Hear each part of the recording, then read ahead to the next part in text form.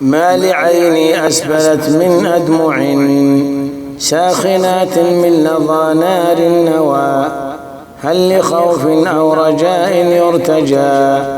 أو حنين الشوق في من قد هوى؟ لست أدري كيف يسري في دمي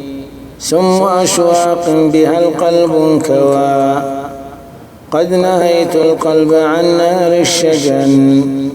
وزجرت العين فالخد ارتوى، فأجابني رويدا إنه شخصك المخدوع في دار الهوى،